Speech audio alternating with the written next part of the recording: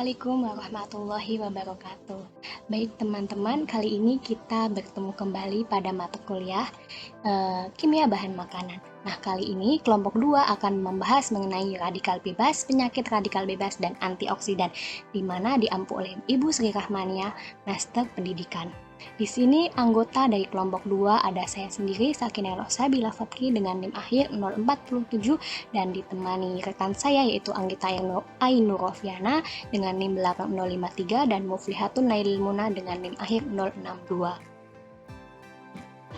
Baik, untuk pokok pembahasan kita kali ini yaitu ada radikal bebas dan pembentukan radikal bebas, kemudian ada penyakit degeneratif mengenai radikal bebas, dan antioksidan, serta jenis klasifikasi, mekanisme kerja, dan contohnya. Baik, sebelum kita membahas mengenai radikal bebas, teman-teman pernah melihat pedagang gorengan yang seringkali menggunakan minyak goreng itu terlihat kehitaman ya. Nah, kenapa kok bisa muncul warna hitam pada pedagang yang jual gorengan tersebut? Mungkin saja dari pedagang tersebut itu menggunakan minyak gorengnya berkali-kali sehingga dia itu merubah warna menjadi hitam. Nah, dari perubahan warna ini tidak baik jika kita lakukan berkali-kali ya teman-teman. Akibatnya apa? Akibatnya nanti akan menyebabkan suatu radikal bebas di dalam makanan tersebut. Nah, oleh karena itu, jika melakukan penggorengan dengan minyak goreng yang sudah terlihat hitam, alangkah baiknya kita harus membuangnya ya, atau mengganti dengan minyak goreng yang baru. Nah, baik, maka dari itu radikal bebas menurut dari Hairer 2010 itu ialah suatu molekul yang kehilangan pasangannya sehingga dia itu tidak stabil. Nah, supaya stabil dia itu mencari pasangan elektron dengan cara merebut elektron dari molekul lain dengan cara apapun. Nah, seperti digambarkan pada gambar yang ada pada slide berikut ya. Kemudian di dalam radikal bebas itu terdapat dua sumber atau dua jenis, di mana radikal bebas sendiri itu bisa berasal dari tubuh sendiri atau endogen yang terbentuk dari hasil samping dari proses oksidasi ataupun pembakaran sel yang berlangsung pada waktu saat bernafas, metabolisme sel, ataupun saat olahraga yang secara berlebihan. Kemudian selain dari endogen, radikal bebas juga bisa bersumber dari eksogen, di mana itu bisa berasal dari polusi udara, asap kendaraan, ataupun bahan kimia, serta pengolahan makanan yang telah hangus, ataupun dari sinar UV atau ultraviolet. Nah, selanjutnya yaitu ada mekanisme dari pembentukan radikal bebas. Jadi, pembentukan radikal bebas ini berlangsung terus-menerus dalam tubuh manusia melalui metabolisme sel ataupun nutrisi ataupun dari radiasi sinar X atau UV. Bisa juga dari bahan kimia dan obat-obatan serta polusi. Nah, apabila radikal bebas tersebut itu bereaksi dengan komponen-komponen biologis yang ada pada tubuh manusia, nantinya akan menghasilkan senyawa teroksidasi dan terjadi kerusakan oksidatif. Nah, biasanya mekanisme pembentukan pada radikal bebas ini adalah reaksi berantai, di mana terbagi menjadi 3 tahapan reaksi, yaitu yang pertama ada tahapan inisiasi, di mana ini adalah langkah pertama untuk terciptanya suatu radikal bebas. Jadi di sini di tahapan inisiasi ini ada peristiwa suatu pembelahan homolitik yang terjadi akibat adanya hambatan energi atau dari sebuah kalor. Nah, biasanya pada tahap inisiasi ini itu terbentuk akibat pengaruh dari beberapa hal seperti adanya suhu yang tinggi dari sinar UV maupun katalis yang mengandung logam yang digunakan sebagai dengan penghalang energi. Nah, berikut ini adalah contoh dari pembelahan homolitik, di mana di sini contohkan homolitiknya dari UCl2, di mana akibat terkena cahaya UV ataupun panas kalor, itu akan membentuk suatu radikal bebas dari Cl. Nah, selanjutnya dari tahapan inisiasi ini dilanjutkan kepada tahapan propagasi, di mana tahapan ini itu pembentukan radikal bebas dari lanjutan tahapan inisiasi yang membentuk radikal baru dengan suatu reaksi, sehingga tahapan propagasi itu disebut sebagai reaksi berantai. Sebab radikal bebas ini itu sangat reaktif dan nantinya akan menjadi pemicu untuk bereaksi dengan molekul yang stabil dan membentuk radikal bebas yang baru. Jadi di dalam tahapan propagasi ini itu nanti akan berlangsung terus-menerus dengan seperti rantai muter terus ya. Nah, sehingga nanti akan melibatkan reaksi abstraksi hidrogen atau penambahan radikal menjadi ikatan rangkap. Nah, sehingga nanti akan terbentuk radikal-radikal yang baru. Nah, contohnya seperti pada reaksi yang pada slide di persamaan 2 dan persamaan 3. Di mana di sini ada reaksi dari tahapan inisiasi yaitu Cl, kemudian melalui adanya tadi ya abstraksi hidrogen sehingga dia menimbulkan radikal baru, di mana di sini radikal barunya dari senyawa CH3. Nah, kemudian dilanjutkan ke persamaan 3 di mana di sini radikal bebas dari persamaan 2 di sini dengan terjadinya abstraksi hidrogen ataupun sehingga ini terjadi kembali radikal baru, terbentuk kembali radikal baru Cl. Nah, jadi itu dalam tahapan propagasi itu muter terus seperti rantai yang berjalan terus-menerus.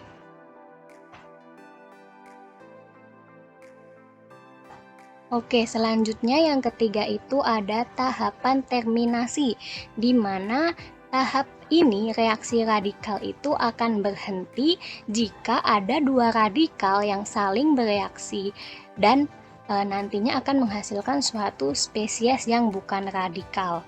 Nah, ataupun secara mudahnya itu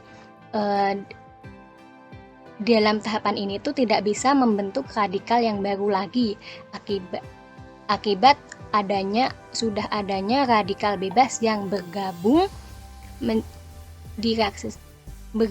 sehingga dengan bergabung ya antara radikal bebas satu dengan yang satunya itu bergabung sehingga nantinya itu tidak akan terjadi reaksi terbentuk radikal bebas lagi pada tahapan ini. Nah, seperti contohnya pada persamaan 4. Nah, selanjutnya akibat radikal bebas itu ternyata sangat berbahaya sehingga dia menimbulkan dampak. Nah, salah satunya itu dapat merusak membran sel, kemudian dapat merusak protein ataupun DNA dan dapat menimbulkan penyakit degeneratif. Oke, untuk lebih lanjutnya mengenai penyakit degeneratif akan dilanjutkan oleh rekan saya. Selanjutnya kita masuk pada penyakit yang disebabkan oleh radikal bebas. Radikal bebas merupakan salah satu penyebab timbulnya berbagai macam penyakit degeneratif seperti kardiovaskuler, tekanan darah tinggi, stroke, sirosis hati, katarak, diabetes mellitus, dan juga kanker. Radikal bebas ini dapat merusak makromolekul seperti merusak lipid membran sel, DNA, dan juga protein yang menyebabkan stres oksidatif sel. Radikal bebas ini juga memiliki peran yang ganda, yang mana dapat menjadi senyawa yang bermanfaat ataupun menjadi senyawa yang beracun bagi tubuh. Nah, bisa teman-teman lihat pada gambar di mana sel normal itu bisa diibaratkan seperti tomat yang segar itu ya. Nah, kemudian ketika diserang oleh radikal bebas, maka akan busuk seperti tomat yang busuk. Kemudian nantinya akan menjadi sel dengan stres oksidatif, jadinya tomat itu akan rusak. Nah, kira-kira dapat diperumpamakan seperti itu. Jadi yang semula sel itu normal, ketika diserang oleh radikal bebas maka akan menjadi sel dengan oksidatif stres yang mana nantinya akan menyebabkan penyakit degeneratif. Nah, ketika dalam tubuh itu kelebihan radikal bebas, maka radikal bebas ini tidak dapat dihancurkan secara langsung, namun harus bertahap. Akumulasinya dalam tubuh nantinya akan menghasilkan fenomena yang disebut stres oksidatif tadi. Kemudian stres oksidatif ini dapat timbul karena sel tidak dapat secara maksimal menghancurkan kelebihan radikal bebas yang terbentuk dalam tubuh, atau dapat dikatakan stres oksidatif ini dihasilkan dari ketidakseimbangan antara pembentukan dan netralisasi reaktif oksigen spesies ROS atau reaktif nitrogen spesies RNS. Nah, jika tidak diatur dengan baik, maka stres oksidatif ini yang akan memicu berbagai penyakit-penyakit kronis dan juga degeneratif, serta proses penuaan dan beberapa patologi akut. Bisa teman-teman lihat pada slide itu terdapat beberapa penyakit yang ditimbulkan oleh stres oksidatif dari radikal bebas. Ada penyakit jantung, kemudian kulit, ginjal, sendi, paru-paru, otak, sistem imun, pembuluh darah, multi organ, dan juga pada mata. Pada jantung biasanya menimbulkan penyakit kardiak fibrosis, CHD, myocardial infarction, kemudian pada kulit seperti penuaan, psoriasis, dermatitis, dan melanoma. Kemudian pada ginjal seperti penyakit ginjal akut, kemudian pada sendi seperti rematik, pada paru-paru biasanya dapat menyebabkan asma, kemudian alergi, dan juga kanker. Kemudian pada otak, stres oksidatif juga dapat memicu penyakit Alzheimer, Parkinson, migrain, autis, kemudian stroke, dan juga kanker. Pada sistem imun biasanya juga dapat menyebabkan penyakit inflamasi kronis, autoimun, kemudian kanker. Pada pembuluh darah dapat menyebabkan hipertensi, dysfunction, kemudian restenosis. Pada multi organ dapat menyebabkan diabetes, kemudian juga dapat menyebabkan kelelahan. Sedangkan pada mata dapat menyebabkan katarak. Nah, itu merupakan beberapa penyakit-penyakit yang disebabkan oleh stres oksidatif dari radikal bebas. Nah, selanjutnya kita akan bahas satu-satu atau beberapa dari penyakit radikal bebas ini. Yang pertama di sini ada kanker.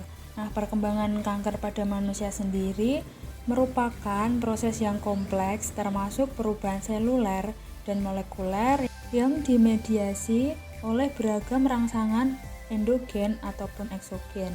Nah, sudah diketahui bahwa kerusakan DNA oksidatif di sini bertanggung jawab atau berperan dalam perkembangan kanker.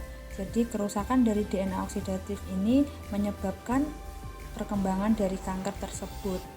Yang kedua di sini yaitu penyakit kardiovaskuler atau CVD, yaitu etiologi multifaktorial yang terikat dengan berbagai penyakit resiko untuk perkembangan termasuk hiperkolesterolemia, hipertensi, merokok, diabetes, pola makan yang buruk atau tidak baik, stres, dan juga aktivitas-aktivitas fisik. Telah dilakukan penelitian bahwa stres oksidatif memiliki peran yang mana dapat menyebabkan penyakit-penyakit dari kardiovaskular tersebut. Kemudian pada penyakit saraf, seperti pada otak tadi, stres oksidatif telah diselidiki pada penyakit neurologis termasuk penyakit Alzheimer dan penyakit-penyakit saraf lainnya. Dalam penyakit Alzheimer ini, banyak studi eksperimen dan juga klinis yang telah menunjukkan bahwa kerusakan oksidatif memainkan peran dalam hilangnya neuron dan perkembangan demensia. Selanjutnya yaitu penyakit paru. Nah, sekarang ada bukti substansial bahwa penyakit radang paru-paru seperti asma dan juga penyakit moneri ditandai dengan peradangan kronis, sistemik, dan lokal dari stres oksidatif. Selanjutnya yaitu penyakit artritis reumatoid. Nah, ini merupakan penyakit autoimun yang mana ditandai dengan peradangan kronis pada sendi dan jaringan di sekitar sendi. Selanjutnya yaitu nefropati. Jadi stres oksidatif berperan dalam berbagai penyakit ginjal seperti glomerulonefritis dan nefritis tubulointerstitial, gagal ginjal kronis, proteinuria, dan uremia. Nah, logam berat seperti kadmium, raksa, timbal, dan arsen, dan juga logam transisi seperti besi, tembaga, kobalt, dan kromium yang diinduksi berbagai bentuk nefropati dan karsinogen merupakan penginduksi radikal bebas yang kuat dalam tubuh. Selanjutnya yaitu penyakit mata. Nah, stres oksidatif terlibat dalam degenerasi makula terkait usia dan katarak dengan mengubah berbagai jenis sel di mata, baik secara fotokimia maupun non-fotokimia.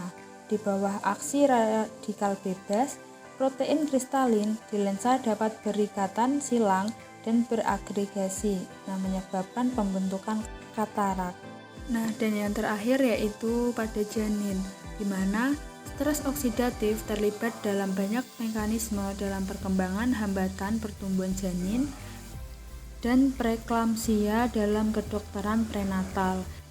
Berdasarkan beberapa penyakit yang ditimbulkan tersebut, maka tubuh manusia sendiri memiliki beberapa mekanisme untuk melawan stres oksidatif dengan memproduksi antioksidan, yang mana produksi antioksidan ini dapat diproduksi secara alami di tempat ataupun dipasok secara eksternal melalui makanan dan ataupun melalui suplemen-suplemen. Nah, selanjutnya pada pembahasan antioksidan akan dilanjutkan oleh rekan saya. Selanjutnya pembahasan tentang antioksidan. Antioksidan merupakan suatu senyawa yang dapat menyerap atau menetralisir radikal bebas sehingga mampu mencegah penyakit-penyakit degeneratif seperti kardiovaskuler, karsinogenesis, dan penyakit lainnya. Senyawa antioksidan merupakan substansi yang diperlukan tubuh untuk menetralisir radikal bebas dan mencegah kerusakan yang ditimbulkan oleh radikal bebas terhadap sel normal, protein, dan lemak. Senyawa ini memiliki struktur molekul yang dapat memberikan elektronnya kepada molekul radikal bebas tanpa terganggu sama sekali fungsinya dan dapat memutus reaksi berantai dan radikal bebas. Menurut Murray tahun 2009. Fungsi antioksidan sendiri yaitu sangat penting bagi kesehatan tubuh manusia karena fungsinya dapat menghambat dan menetralisir terjadinya reaksi oksidasi yang melibatkan radikal-radikal bebas. Mekanisme hambatan dari antioksidan biasanya terjadi pada saat reaksi-reaksi inisiasi atau propagasi pada reaksi oksidasi lemak atau molekul lainnya di dalam tubuh dengan cara menyerap dan menetralisir radikal bebas atau mendekomposisi peroksida, menurut Zheng dan Wang tahun 2009. Sedangkan antioksidan dalam bahan pangan berperan penting untuk mempertahankan mutu produk, mencegah ketengikan, perubahan nilai gizi, perubahan warna dan aroma, serta kerusakan fisik lain yang diakibatkan oleh reaksi oksidasi, menurut Wijaya tahun 2003. Antioksidan yang dihasilkan tubuh manusia tidak cukup untuk melawan radikal bebas. Untuk itu, tubuh memerlukan asupan antioksidan dari luar. Menurut Dali Marta dan Sudibyo tahun 1999. Selanjutnya, klasifikasi antioksidan. Antioksidan tergolong menjadi 3, yaitu yang pertama antioksidan primer, yaitu antioksidan yang berfungsi mencegah pembentukan radikal bebas. Selanjutnya atau propagasi, antioksidan tersebut adalah transferin, ferritin, dan albumin. Kedua, antioksidan sekunder, yaitu antioksidan yang berfungsi menangkap radikal bebas dan menghentikan pembentukan radikal bebas. Antioksidan tersebut adalah superoksid, dismutase, glutathione peroksidase, dan katalase. Terakhir, antioksidan tersier atau repair enzim, yaitu antioksidan yang berfungsi memperbaiki jaringan tubuh yang rusak oleh radikal bebas. Antioksidan tersebut adalah metionin sulfosida reduktase, DNA repair enzymes, protease, transferase, dan lipase. Selanjutnya tentang mekanisme kerja antioksidan. Jadi antioksidan itu kan berfungsi untuk mencegah terjadinya oksidasi lemak.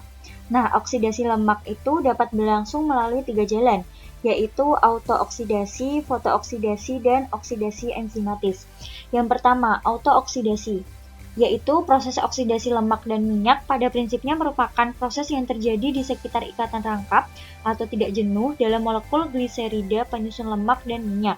Yang kedua, fotooksidasi, yaitu jalan lain oksidasi lemak tak jenuh berkaitan dengan adanya cahaya dan sensitator seperti klorofil. Yang ketiga, oksidasi, yaitu enzimatis oksidasi lemak jenuh dapat dikatalisis oleh lipoksigenase yang dalam pustaka lama disebut lipoksidase. Terakhir, contoh pengaplikasian antioksidan. Contoh antioksidan alami ialah tokoferol atau vitamin E, beta-karoten, vitamin A, dan asam askorbat, vitamin C, yang terkandung secara alami dalam tubuh dan sayur. Kelemahan dari antioksidan alami adalah mudah rusak pada suhu tinggi, sehingga saat produk pangan diolah atau dimasak, fungsi antioksidan yang terkandung dalam produk tidak dapat bekerja secara optimal. Hal tersebut dapat berpengaruh terhadap kualitas produk karena tidak ada senyawa yang dapat mencegah reaksi oksidasi lemak dalam produk dan dapat berujung pada kerusakan produk.